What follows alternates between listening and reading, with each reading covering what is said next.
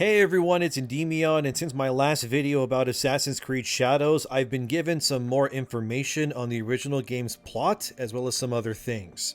I also got some news I heard from sources about the whole Ghost of Tsushima and Yote situation as well, and I think a lot more people need to know about this too. Firstly, let me start with what I was told recently. I was contacted by someone who worked on the original version of Assassin's Creed Shadows, and they laid out to me what the story was before it was eventually scrapped by Ubisoft for the Yasuke story. Originally, the plot of Shadows was supposed to surround a piece of Eden like other games called the Sword of Eden. It was an Isu artifact like the apple or the staff in Odyssey, but this sword would corrupt its wielders with power and then give them dominion over others. The hero of the original story was named Taka Yamauchi, who was a Shinto monk. Taka was decided to be a follower of Shintoism because it was a unique religion within Japan at the time, which would give Taka an interesting viewpoint of the world around him. This was chosen because the writers on Shadows wanted to give the audience a glimpse into a world that was foreign to many, and it was juxtaposed against the idea that this Shinto monk wanted nothing to do with conflict or the wars that were being engulfed by nobles. So pretty much, the hero was a badass nice guy who wanted to garden all day and just meditate. But of course, like any good badass would, the danger finds them eventually. Apparently the story would have switched into high gear when Oda Nobunaga was killed. In case you don't know, in real life events, Oda Nobunaga was a famous lord that was murdered by his own trusted general named Akechi Mitsuhide. In the new version of Shadows, Yasuke was a slave that is bought by Oda from the Jesuits when they come to Japan. And the very little details of the real life aspects of Yasuke that we do know, at least we do know that he did carry Oda's tools around and he would dance like a fool in front of his guests because Yasuke's skin was black and he was a very large man. Was Oda Nobunaga racist towards Yasuke in this sense? Absolutely. But I mean, it was a different time, of course, where a black man would stand out like a sore thumb amidst the rest of the Japanese populace. Anyway, like I was saying, Taka Yamauchi, our hero, would be in a nearby temple when the fall of Oda Nobunaga happens. A fugitive would then come to Taka's temple from that said battle and would reveal himself to be Hattori Hanzo, who, if you don't know, he was one of the legendary ninjas of that same time period in real life. He was an actual person that was instrumental to the legend that we know today of Japanese shinobi. Hattori Hanzo would be wounded upon meeting Taka and would reveal that he had but one possession in his care, which would be revealed as the Sword of Eden taken from the hands of Oda Nobunaga after his death by Akechi Mitsuhide and his band of murderous power-hungry samurai brethren. Akechi Mitsuhide would announce that Hattori Hanzo was a traitor for stealing the sword, pinning the whole murder of Oda Nobunaga on him and using the confusion of the chaos of his lord's death to make it seem like Akechi was not the one who landed the killing blow. So, the entirety of Japan was out looking for this shinobi man who, unbeknownst to Taka, was carrying the Sword of Eden that could change the fate of Japan depending on who wielded it. I like the idea of the story so far. Sure, the sword is fantastical, but all Assassin's Creed had this concept, so it fits right in. And it uses the real-life individuals of that time to make a compelling narrative that I would actually want to explore, but there's more, so let's keep going. Taka would agree to treat Hanzo's wounds and would shelter his presence from Akechi and his samurai. Within this newfound trust, Hanzo would reveal to Taka that he belonged to a mysterious clan unbeknownst to the outside world of Iga shinobis that were working to save Japan from the clutches of Akechi Mitsuhide and his corrupt samurai. These Iga shinobis would be revealed as the Japanese branch of the Hidden Ones. And this is how Taka would get introduced to the creed of the assassins. Akechi Mitsuhide and his men would also visit Taka's temple looking for information on whether he saw a wounded man carrying an item on him. But Taka would skillfully dissuade Akechi and his men and then throw them off of Hanzo's trail. I don't know if Hanzo would die or not in this story, but apparently one of the big branching narratives was going to be Taka going against Toyotomi Hideyoshi, who in real life was a peasant-born man who would eventually rise to become the regent of Japan and was considered the second great unifier of the country. He was also considered one of the most influential and powerful men in Japanese history, and was directly tied to Oda Nobunaga during his reign before Akechi Mitsuhide murdered him in revenge. At some point in the story, as I was told, this Toyotomi Hideyoshi would come into possession of the Sword of Eden himself, and he would then use it to sway the people of Japan to his side, and Taka, now a part of the Iga Shinobi's Hidden Ones, would be waging a secret war against Toyotomi and Akechi in order to secure the sword and ensure Japan was freed of this Templar samurai rule. Apparently, Toyotomi would refer to himself as the Demon King of the Six Heavens, and was clearly becoming corrupted by the Isu technology within the Sword of Eden that was warping his mind, and would likely turn him into an untrustworthy madman who would think that everyone was out to get him. According to my sources, the story would eventually end with Taka defeating Akechi Mitsuhide for killing Oda Nobunaga, and eventually, within the shadows, taking down Toyotomi Hideyoshi and claiming the Sword of Eden for the Iga Shinobi Hidden Ones. The story would then end with Tokugawa Ieyasu, who was the first shogun of the Tokugawa shogunate, ushering in a new era for Japan that would span from 1603 all the way to 1868 when the Meiji Restoration would happen. Like Toyotomi, Tokugawa was also considered one of the great unifiers of Japan. But from what I understand from this story, Tokugawa Ieyasu would not use the Sword of Eden to control the people of Japan. Instead, he would use charity and community to usher in a new era for Japan.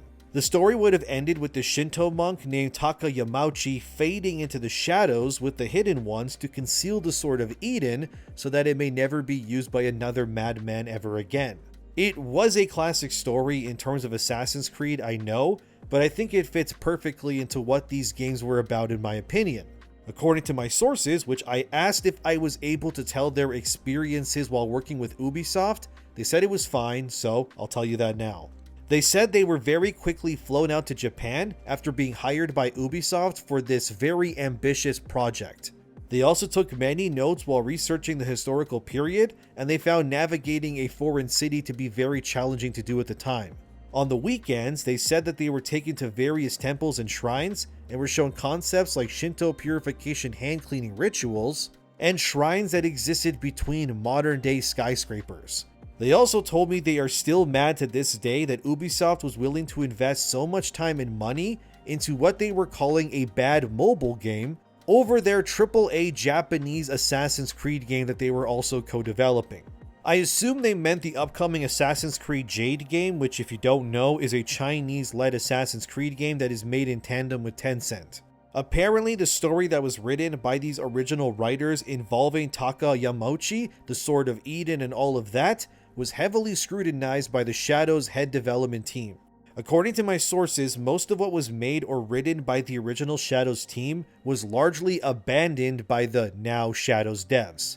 This all happened between 2015 to 2016 according to them, so this game has been on in and off development for almost a decade at this point. My source also told me they did hear that the bulk of the story and direction was changed during 2020, like I previously mentioned in my other video. And they do believe that the political climate of that time, including George Floyd and the Black Lives Matter movement, did lead to Yasuke being inserted over Taka Yamauchi. So when my previous sources told me that they saw a fully created Japanese male protagonist, I can only assume that what they saw was indeed Taka Yamauchi as he was intended to be shown in the game. According to one of my sources, the reason why Taka's story was rejected was because the narrative designers at Ubisoft didn't want Shadows to be a piece of Eden of the Week story again like other games. As of now though, I am not being told what the actual plot of Shadows is as of right now. But we do know that they gender swapped Taka and combined his idea of his character with that of another legendary Iga shinobi. But instead of Hattori Hanzo, the shinobi chosen was Fujibayashi Nagato. Nagato was like Hanzo, one of the legendary real-life Iga shinobi. But of course, he was not chosen as the main character of Shadows as I'm told because he was a Japanese man. And what's very weird in Western studios is, largely speaking, Asian men are oftentimes treated with the same disdain as white male characters as well. So instead of Nagato being your Shadows main character or Taka, this is why Naoe is your shinobi in Shadows officially. She's the daughter of Fujibayashi Nagato, that's canon by the way, In the reveal trailer Dev Diary, they reveal and confirm that the name Fujibayashi Nagato is the guy in the trailer and that Naoe is his daughter. So Ubisoft quite literally took the concept of the Iga Shinobis, which was spearheaded and led by legendary male ninjas, and went screw all of that. They don't matter anymore. Instead, here's Naoe because women are better apparently. As I said in my previous video, Ubisoft wanted women to rule the gaming industry both within dev teams and representation in media as well. I think a lot of this could have been avoided if they simply didn't have Yasuke, because two protagonists are not something we really want in Assassin's Creed games anyways, and they should have just made Naoe have a male variant, and then you can choose whichever you want, like in Valhalla. But what's done is done, I suppose, and now instead of a cool Sword of Eden story, you're gonna be getting whatever it is that Ubisoft has cooked up this time. But like I said in my previous video, they have at least 7% of the pre-orders of Valhalla in the same time period. It's a big reason why they're bombing so hard right now. Besides the origins of Shadows being revealed to me, another source told me that Ubisoft is reeling in terms of development as well. And they currently have, as my source told me, an abnormal amount of female developers in their studios, which is, yes, being done on purpose. What I was also told about Ubisoft, which was very stupid, is that in terms of the actual senior development leads working at Ubisoft natively, most of their actual talent is from contract work. And an alarming amount of these actual competent developers who usually work on these projects just to ensure they, make it through the door, are actually middle-aged white men. These contractors, as I'm told, which have spoken to many of my sources about their experiences not only at Ubisoft but other dev studios, is that there's a devastating lack of competence and actual talent at a lot of these Western studios these days. And essentially what is happening is these publishers will hire these senior devs that actually know what they're doing as contractors, so they don't have to display them amongst the other far less competent devs, which are mostly, as I'm being told, and don't shoot the messenger, alright? I'm just telling you what they're telling me. But these incompetent devs are mostly women and people who are diversity hires. So case in point, competent white male devs are contracted to work on these things, not necessarily in roles that allow them to, say, change the story or approve character designs or anything like that.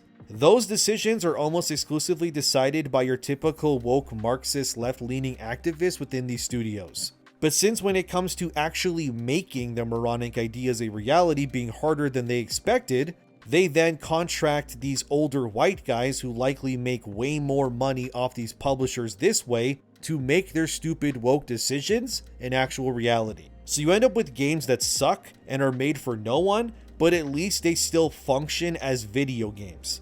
But this is largely only because these contractors are working on it. It's kind of messed up when I spoke to my sources about this, but this is apparently happening all over the industry right now. Studios are filled with people who have zero idea what they're actually doing. They're being hired based on identity or gender, yet when it comes to actually making things happen, well, it doesn't, according to my sources. In terms of what I heard about Ghost of Tsushima and Yote, it's actually far more bleak than I could imagine. Like Ubisoft and others, Sucker Punch also makes games in a way that my sources told me are called made by committee. Basically, these games are decided, then when the actual ideas come to what gets made and put into the game, it's almost like you have the heads of each department, if you will, at a round table, but not really, of course. They could be doing it all over Zoom or something, but same idea. Anyway, they'll propose an idea like they'll say we want a male main character or a female one, and then the committee of devs will then say yes or no, and then they vote on what gets made. And this process is used for many different aspects of every single game being made right now. Like, we want more diversity, please vote yes or no. We want the story to push anti-white supremacy, say yes or no, etc. This way of making games, as I'm told, it leads to why a lot of activism nonsense makes its way into games these days. Because a bunch of activists could and likely will sit on their committee board and just through voting will overwhelm the minority of votes to ensure that everything meets their demands. So when it comes to Naoe and Yasuke being a thing in Shadows, you can almost definitely believe that it was likely voted on and decided by a committee as well.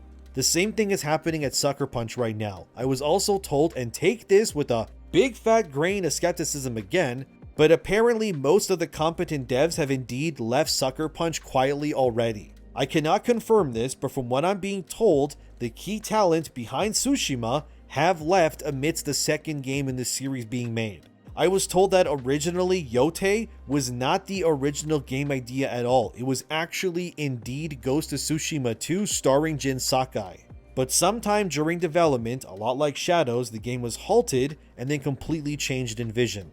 This Atsu character we see was not originally decided to be the main character of this game. And apparently, according to my sources, Yote's world and design are largely based on the assets that were being used while making Tsushima 2. Apparently, work began on Tsushima 2 around 2 months after the official sales data came through on the first game's success. A skeleton crew was left behind to work on the Legends multiplayer, and the same team made the Iki Island DLC expansion as well. From what I'm told in terms of Yote, the team that made the Iki Island DLC are the primary devs on this game, and the actual Sucker Punch that's left is allegedly mostly working on something else. Take this with your grains of salt or whatever people say, but yeah, Yote was not the original vision, and key talent has left Sucker Punch, just like it happened with Rocksteady when Suicide Squad was being made as well. I was also told do not expect Yote in 2025 at all. Apparently the game's nowhere near being done, but it's a very slim chance at best that this game actually releases in 2025. It could very easily fall into 2026, but if you're getting your hopes up for it coming out next year, probably don't do that. Every source that I spoke to say that they fully expect a delay at some point to be announced. Originally, apparently they wanted this Tsushima sequel to drop close to John Wick's director's vision of the movie to capitalize on sales. But these changes from Tsushima 2 to Yote happened apparently within the last year, so the entire vision of the project has been changed. The era of placing the game 300 years into the future from Tsushima 1's story was decided because it would be more believable in Sucker Punch's internal talks for the game to star a woman at that point instead. Especially considering Atsu would then have access to things like firearms to fight back against enemies as well. As I was also told further, Ghost of Tsushima 2 was described as Assassin's Creed Brotherhood, but way better in every single way. The game was supposed to move Jin Sakai further into the Japanese mainland to fight the Mongols. As I was told, Tsushima 2 was meant to be about Jin creating his own Brotherhood of Ghosts, a lot like Ezio does with the Brotherhood of Assassins as well in that game too. The idea was that Jin knew he couldn't face the Mongols alone and therefore would train eager and talented young Japanese into capable warriors that could help him strike in multiple areas at once, which would then give credence to the idea that the ghost as in Jin and the legend were indeed everywhere at once around Japan, which would obviously scare the Mongols and then make the urban legend even more terrifying to them. There was meant to be huge cinematic battles where Jin and his ghosts would ride and face off against the Mongols as well. Yote is also allegedly being developed as a cross-gen game for PS5 and PS4 because Sucker Punch and Sony are worried that the game won't sell as well if it isn't available to a larger install base. So for you out there who saw the Yote trailer and went, this looks exactly the same graphically as Tsushima, which wasn't an ugly game, mind you, it's beautiful even to this day, well, now you have your answer. Although, as I'm told, Yote may be smaller than the original Tsushima because of the development problems behind the scene, and the fact that they sidelined Jin Sakai for this new Atsu hero instead. This led to a lot of asset flips and the story changing, but the core idea of Jin being hunted by Ronin was kept, but of course, he was replaced by Atsu instead. I was also told by another source that the ending of Yote will piss people off, however, they couldn't reveal more of that yet. I wasn't given specifics on what this could mean, however, I don't know how Yote's ending could piss people off. The only conclusion I could make in my own head about this was that Yote's story will feature moments where you do play as Jin, although in flashbacks. And I would wager if they mean the ending will piss people off, I would assume, and I could be wrong, but let me cook here, but imagine throughout the story you play some parts as Jin whenever his legend is being brought up by the people of Yote. This way Sucker Punch can reuse whatever missions they cancelled as content within the game to satiate the Tsushima fans. If I had to guess why the ending would piss anyone off, my shot in the dark here is that we learn that Jin Sakai is not successful in the battle against the Mongols, and that he likely dies during some pivotal moments during the invasion in order to either save someone or his clan by giving his life. and would likely end his legend within Yote while still being able to play as Atsu, because you would learn that Jin Sakai ultimately failed, but his legacy would live on with his remaining ghosts that he fostered, and they would in turn eventually win the war and stave off the Mongol invasion. That's the only way I could imagine the ending pissing people off, but I assume that they will confirm that Jin died before he could actualize his efforts, which would then close the book on his story so that fans don't demand more content from him. And this then allows Atsu to live on, and then it answers that lingering question. But like I said, Asian men are now being viewed as disposable when it comes to representation by the West, the same way that white men are too, so none of this would really surprise me really. I was also told that people within Sony are leaking information about all sorts of games and developments to people on the outside, hence how I heard about this from my sources. Apparently, a lot of questions are being asked internally about things like Ghost of Yotei especially. Many are feeling blindsided by its announcement, and like I said, since allegedly Yote was changed from Tsushima 2 to what it is now within the last year, a lot of the PR people and marketing developments were not made aware in time about Ghost 2 suddenly pivoting to a new main character with a sudden 300 year time jump or anything like that. So a lot of people are confused and scrambling for answers right now, wondering why they were left in the dark about this. Maybe because Sucker Punch knew if others were made aware, they would push against it, but like I was told, many of the key talent has either left Sucker Punch entirely, or they are not actively working on Yote. As I was also told, if Yote's reception does not improve, this could scale the game back in terms of scope and resources. If Sony starts to notice the public opinion on this game is not changing for the better, they'll opt for a smaller overall content package. So I wouldn't be surprised if Yote releases at $60 Canadian or $50 American, instead of the usual premium price point of $70 American as it is right now, or $80-$90 for Canadians. Or maybe they just don't care and they'll just release it at full price anyways, and they'll just hope that the name alone will still sell it regardless. I am told that Sony is developing future Ghost titles, but I wasn't given specifics on where they would be set. So if I guess you think of some setting that would be dope for one of these games, let me know in the comments. And I was also told that the voice actor for Atsu in Ghost of Yotei is a nightmare to work with, and even other woke people think that she's absolutely crazy. But again, this is what I'm being told. I don't want to accuse the voice actor too much because I can't verify this 100%, but yeah, from what I'm being told, they are an insane woke activist that makes other insane woke activists go, damn, that chick is one insane woke activist, man. They could be a very nice person, but that's not what I'm hearing. If I hear more, I'll let you know. None of this is sadly surprising since Cabrutus Rambo posted a bit back how Sony is looking to dive more into DEI nonsense in the future. And I mean, I did get attacked a lot from my comments on Ghost of Yotei as well as other games, but as time has gone on, it just seems that more people are turning to my side on these things. And look, it's okay if I get attacked, I'll keep speaking the truth because that matters more than anything else. Do I think Sony will continue to push these concepts in the future? For the short term, yes. But I think if people vote with their wallets, it'll be largely abandoned, hopefully. The reception to Ghost of Yotei, it has been nothing short of mixed. And the fact I reported before that Yasuke was inspired by Black Lives Matter is the cherry on top of the crap pie, and it's crazy that that got confirmed by not one, but multiple sources to me. You could have had Taka Yamauchi, dear viewer, saving Japan from the Sword of Eden, but these studios are apparently very incompetent, full of diversity hires that are spending absurd amounts of money on contractors to actually make things work, which are largely white men in these roles. Am I saying white men are better at developing games? Not really, but it's weird that this is the narrative that I keep hearing from literally all of my sources. So we might be seeing a Suicide Squad Rocksteady situation with Sucker Punch and Yote. As for Shadows, it's also apparently a buggy mess behind the scenes too. That's also what I was told, and none of this is really, news, I guess, but it is very disappointing. But I did hear that there's at least one franchise Ubisoft is not going to make woke in the future, and that is Ghost Recon. They apparently heard the fans when it comes to Breakpoint, so that sequel will be a no-nonsense pro-military game in every conceivable way. As for everything else, however, fully expect this DEI nonsense to keep happening. If it changes, that depends on your support. So like always, whether these things happen or not, it's all up to you, dear viewer. That's what I got for now. Let me know what you think as always in the comments. Thank you for watching, subscribe, share, and all of that. Thanks to my supporters, and I'll see you in the next one.